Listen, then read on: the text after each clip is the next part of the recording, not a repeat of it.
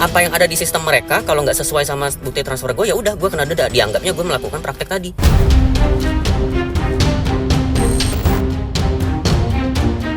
Ini bukan hal yang pertama kami hadapi. Cuman ini masalah tidak terkomunikasi dengan baik.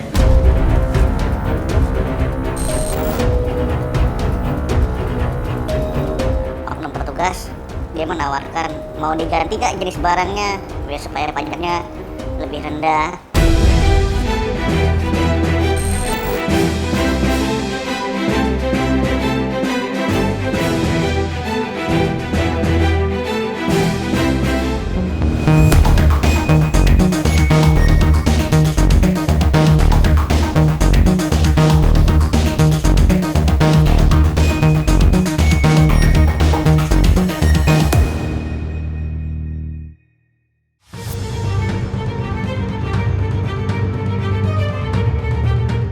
Direktorat Jenderal Bea Cukai kembali menuai kontroversi usai video pengakuan seorang pria bernama Radika Altaf viral di media sosial. Polemik tersebut mengemuka lantaran Radika dikenakan sanksi administrasi sebesar 31 juta rupiah lebih atas sepatu bola yang dibelinya dari Jerman seharga 10,3 juta rupiah. Halo Bea Cukai, gue mau nanya sama kalian. Kalian tuh netapin bea masuk itu dasarnya apa ya? Gue kan baru beli sepatu. Nah ini nih sepatunya nih. Gue beli nih sepatu, harganya 10,3 juta. Shipping 1,2 juta, total 11.500.000. Dan kalian tahu bea masuknya berapa? Nih, 31.800.000. Itu perhitungan dari mana? Melalui akun TikTok pribadinya, pria asal Bandung, Jawa Barat tersebut membeberkan kronologi polemik sepatu bolanya. Jadi pada tanggal 15 April 2024, saya check out order di website yang berbasis di Jerman. Check out sepatu menggunakan shipment DHL Express ya, 3-5 hari sampai. Tanggal 17 April 2024, barang sampai di Indonesia. Ya, sebagaimana barang sampai di Indonesia perlu ada proses pemeriksaan dokumen, proses clearance oleh pihak Bea Cukai. Nah, di tanggal 18 sampai 20 April proses clearance oleh Bea Cukai. Di tanggal 20 April inilah Bea Cukai lewat DHL meminta saya untuk melampirkan beberapa dokumen, termasuk link pembelian, invoice, bukti transaksi, transfer NPWP, dan sebagainya. Nah, di titik inilah DHL melalui email mengirimkan saya invoice sebesar 70 euro ini untuk ikut dilampirkan sesuai dengan permintaan dari pihak Bea Cukai. Yang mana invoice ini belum pernah saya dapatkan ketika saya membeli sepatu. Justru yang saya dapatkan hanya sebatas notifikasi nih, sebesar 11.500.000. Nah, pada tanggal 21 April saya mendapatkan notifikasi email dari DHL terkait dengan besaran biaya bea masuk yang harus saya bayarkan. Awalnya saya pikir 3 juta. Tapi pas saya lihat lagi, kok 31 juta. Saya minta DHL untuk melampirkan rincian biaya karena barangkali tertukar dengan barang yang lain atau terjadi kesalahan teknis lah. Begitu, tapi DHL sendiri bilang belum ada rincian biaya dari pihak Bea Cukai. Nah, di tanggal 22 April inilah saya baru mendapatkan SPP BMCP dari pihak Bea Cukai lewat DHL. SPP BMCP tersebut bukan karena kesalahan teknis, tapi karena memang saya terkena denda sanksi administrasi sebesar 24,7 juta. Sementara Bea Cukai melalui akunnya di sosial media X mengungkap ada ketidaksesuaian harga pembelian sepatu yang disebutkan oleh perusahaan jasa titipan DHL, hingga menyebabkan adanya sanksi administrasi berupa denda. Semula nilai pabean barang tersebut disebutkan sebesar 35,30 juta US dollar. Namun setelah dilakukan pemeriksaan ternyata nilainya mencapai 553,61 US dollar atau sebesar 8.807.935 rupiah.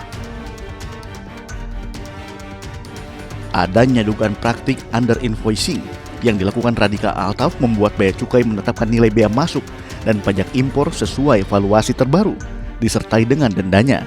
Namun, dugaan itu dibantah Radika Altaf.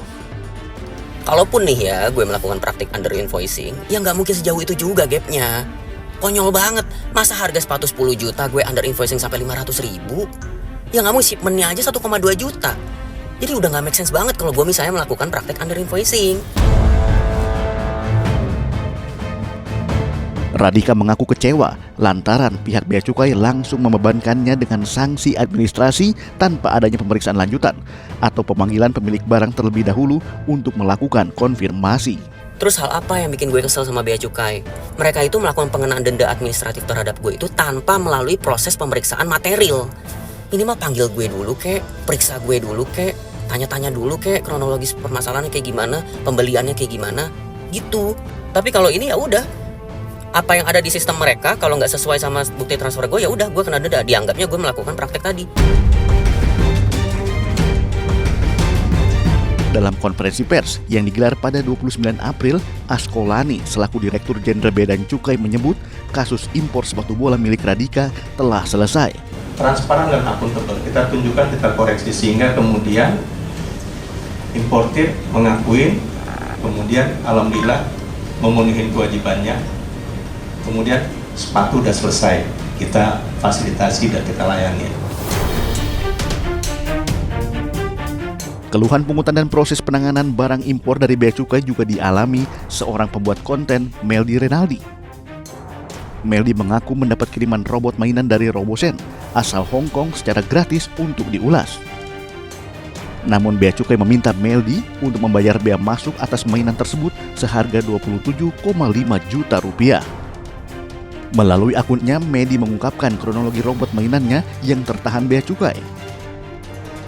Selasa 15 April 2024, robot tersebut dikirim oleh Robosen dari Hong Kong. Sehari kemudian, barang tersebut tiba di Indonesia dan diperiksa Bea Cukai. Pada Selasa 23 April 2024, Bea Cukai meminta dokumen berupa bukti bayar dan invoice pembelian sebesar $1.699. Sementara menurut Medi dan dari pantauan website resmi robosen.com, harga dari robot tersebut hanya sebesar $899. Sama dengan robotik, teman-teman sekalian. Ya, kita tetapkan berapa sih nilai harganya yang pas untuk robotik itu. Ya, ini yang mengumumkan juga ya berapa hari. Dan kemudian kita bisa tunjukin sama-sama DHL Wear Info, shippernya di luar negeri Wear Info, importernya. Sehingga kemudian harganya disepakati secara transparan bahwa harganya adalah sekitar $800 yang kemudian kita hitung nilai pabeannya dan alhamdulillah sudah diselesaikan ya untuk robotik. Sementara 20 unit alat belajar untuk penyandang tunanetra dari perusahaan Ovatech Korea Selatan akhirnya diserahkan kepada sekolah luar biasa pembina tingkat nasional setelah tertahan sejak 18 Desember 2022. Dengan setelah dilengkapi dokumen oleh SLB dan dari dinas, kami tetapkan bahwa ini sesuai dengan ketentuan pemerintah dibebaskan biaya masuk. Ini bukan hal yang pertama kami hadapi, cuman ini masalah tidak terkomunikasi dengan baik. Jadi SLB, dinas, kemudian juga PJT mengakui ini tidak terkomunikasi dengan baik sehingga kemudian tadi menyikapinya kurang pas. Sebelumnya kasus tertahannya alat belajar yang merupakan hibah dari negara Korsel di kantor Bea Cukai Bandara Soekarno-Hatta tersebut viral setelah seorang guru SLBA pembina tingkat nasional, Rizal, mengungkapkan keluhannya di akun media sosial X miliknya. Alat bantu belajar tersebut dikirim dari Ovatech asal Korea Selatan pada 16 Desember 2022 dengan nama penerima SLBA Pembina Tingkat Nasional Jakarta. Barang yang tiba di Indonesia pada 18 Desember 2022 tersebut tertahan di Bea Cukai lantaran penerima harus melampirkan sejumlah dokumen berupa link pemesanan barang, bukti pembayaran yang telah divalidasi bank, dan dokumen pendukung lainnya. Namun karena barang tersebut merupakan prototipe yang masih dalam tahap pengembangan dan merupakan barang hibah, pihak sekolah tidak melampirkan bukti pembayaran. Namun sekolah justru diminta untuk membayar pajak berupa pemberitahuan impor barang khusus senilai 116 juta rupiah atas nilai barang sebesar 361 juta rupiah. Pihak sekolah sempat meminta bantuan Ovatech untuk berkoordinasi serta menghubungi Kementerian Pendidikan dan Kebudayaan hingga akhirnya barang kiriman tersebut pun dipindahkan ke tempat penimbunan pabean.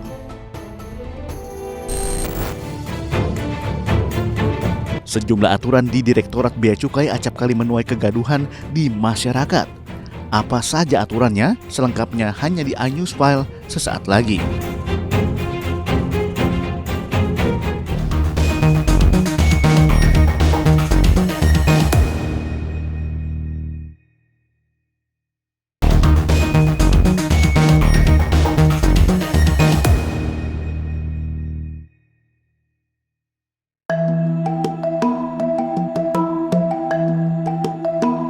Kontroversi di Direktorat Jenderal Bea Cukai seakan tak ada habisnya. Tak hanya urusan impor barang, tapi juga terkait barang bawaan penumpang yang akan berpergian ke luar negeri. Hal tersebut disampaikan melalui akun Instagram resmi Kantor Pengawasan dan Pelayanan Bandara Kuala Namu yang menyebut penumpang yang akan melakukan perjalanan ke luar negeri wajib melaporkan barang bawaannya ke petugas bea cukai. Ribuan netizen Indonesia pun langsung menanggapi aturan tersebut dan menyangkakannya karena dianggap menyusahkan penumpang. Protes juga datang dari salah satu publik figur tanah air yang sering melakukan perjalanan ke luar negeri bersama keluarganya, Darius Sinatria. Darius meluapkan kekesalannya di media sosial X dan menyebut aturan tersebut tak berguna dan hanya bikin ribet. Terkait hal tersebut, staf khusus Menteri Keuangan Bidang Komunikasi Strategis Justinus Prastowo menyampaikan permintaan maaf atas kebingungan yang terjadi karena konten yang dibagikan oleh kantor bea cukai Kuala Namu. Jadi itu praktek selama ini tidak ada perubahan, tidak ada perbedaan. Nah, kemarin heboh video dari kantor BC Kuala Namu. Tentu maksud dari video itu baik, memberikan edukasi pada masyarakat, menjawab keingintahuan publik, namun ada substansi yang kurang pas. Untuk itu kami luruskan dan mohon maaf atas ketidaknyamanan yang terjadi.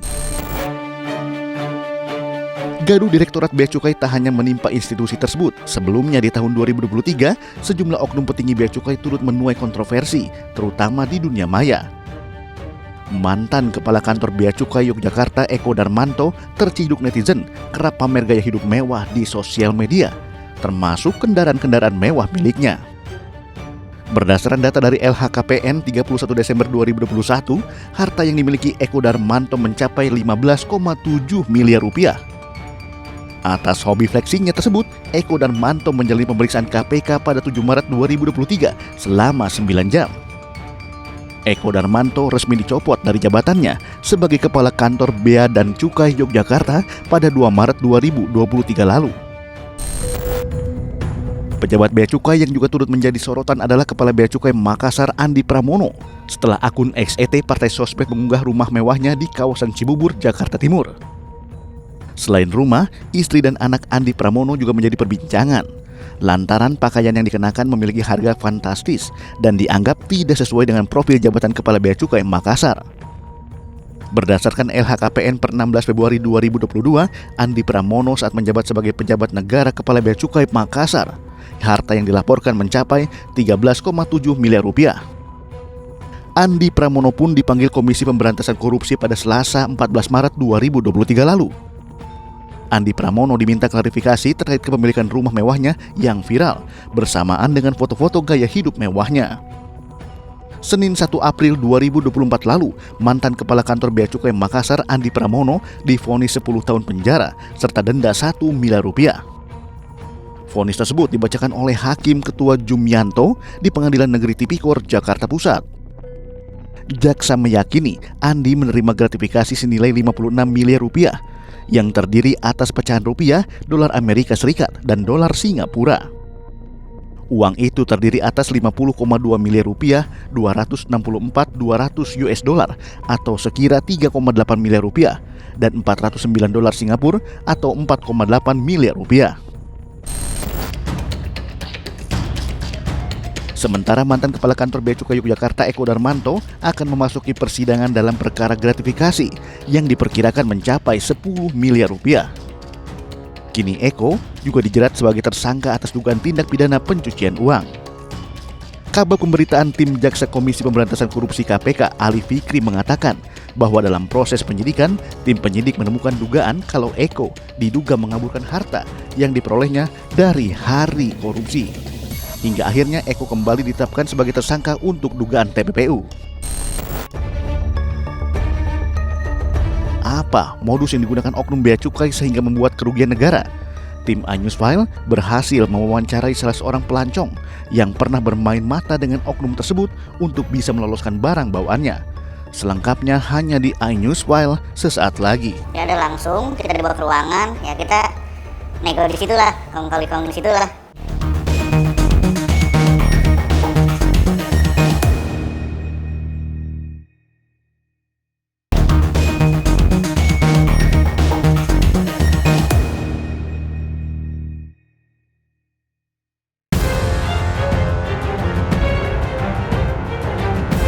Bertugas melindungi Indonesia dari masuknya barang-barang yang terkena larangan dan pembatasan, membuat Direktorat Jenderal Bea Cukai bertindak tegas bagi siapapun yang akan memasuki wilayah Indonesia. Bandara jadi salah satu pintu masuknya barang-barang dari luar negeri yang tidak hanya dibawa para turis asing, tapi juga para pelancong Indonesia setelah berlibur di luar negeri. Tak jarang para pelancong kedapatan membawa barang yang memiliki larangan pembatasan dari Bea Cukai. Tim iNewsFile berhasil mewawancarai salah seorang warga negara Indonesia yang berpengalaman melakukan perjalanan lintas batas negara. Sebut saja namanya Boy. Pada kami, Boy menceritakan bagaimana ia mengelabui para petugas bea cukai dan bisa lolos dari kewajiban bayar pajak bea masuk untuk barangnya yang dibawanya dari luar negeri. Biasanya kalau saya sih beli barang misalkan kaos atau apa tuh, durusnya saya tinggal, label-label harganya saya copotin. Terus kalau misalkan beli jam tangan nih, yang paling sering sih saya beli jam tangan kan, itu saya pakai, jadi seolah-olah kayak memang barang bawaan kita dari Indonesia gitu sebelum berangkat. Kalau ditanya sama petugas kayak gitu, walaupun memang terlihat baru, tapi ya pinter-pinter kita aja sih meyakinkan petugas lah intinya. Kalau kita kelihatan gugup juga, petugas makin curiga tuh, makin seneng tuh ngorek-ngorek kita di pas meja pemeriksaan tuh ya di bea cukai. Menurut pengakuan Boy, di lapangan juga ada oknum petugas bea cukai yang bisa diajak bermain mata untuk mengakali barang bawaannya agar pajak yang harus dibayarkannya lebih rendah dari seharusnya. Nah memang di situ saya nggak tahu tuh pas di meja pemeriksaan nggak lewat X-ray. Saya diajak sama salah satu oknum lah ya, saya bilangnya ya, oknum petugas. Dia menawarkan mau diganti nggak jenis barangnya biar supaya pajaknya lebih rendah. Ya ada, langsung kita dibawa ke ruangan, ya kita nego di situ lah, kong-kali-kong di situ lah. Nanti istilah kata mau dibantu nggak, kayak gitu kodenya sih, kita udah paham kok kayak gitu tuh. Hasil kong kali kong bersama oknum bea cukai tersebut membuat teman Boy bisa menghemat pengeluaran 3 hingga 4 juta rupiah. Bisa lebih dari 3 juta, 4 juta bisa lebih. Kalau kita ngubah dari alat kesehatan jadi alat bengkelan waktu itu ya. Pokoknya dirubah jenis barang bawaannya, terus kita bayar sekian. Ya udah, itu urusan dia tuh, mau entah itu masuk ke negara langsung atau gimana. Karena kan kita bayar juga di situ langsung. Sayangnya, hingga liputan ini ditayangkan, tidak ada pihak dari bea cukai yang bersedia untuk dimintai keterangan mengenai dugaan permainan oknum petugas terkait pajak bea masuk barang. Berdasar Peraturan Menteri Keuangan Nomor 203 Tahun 2017 tentang ketentuan ekspor impor barang yang dibawa oleh penumpang dan awak sarana pengangkut, setiap orang dewasa yang masuk ke Indonesia untuk barang pribadi diberikan pembebasan sebesar $500. Selain itu, setiap orang dewasa juga hanya diizinkan membawa paling banyak 200 batang sigaret atau 25 batang cerutu atau 100 gram tembakau dan 1 liter minuman mengandung etil alkohol. Jika melebihi, barang tersebut akan dimusnahkan oleh petugas. Apes kita bawa misalkan 3 liter atau 3 botol, ya udah dibuang di situ. Atau ya petugas juga nawar, ya apa mau minum di sini. Pernah sih tawarin kayak gitu tuh. Ya nggak mungkin kan minum 1 botol sendirian kan. Akhirnya ya udah dua dikasih ke petugas, 1 kita bawa. Dan saya minta sih biasanya tolong dihancurkan di tempat di depan mata saya. Saya nggak mau kalau misalkan hanya udah dirampas tapi nggak dihancurin gitu. Saya khawatirnya kan ya dijual lagi atau apa gitu kan. My manager. So maximum 100. No.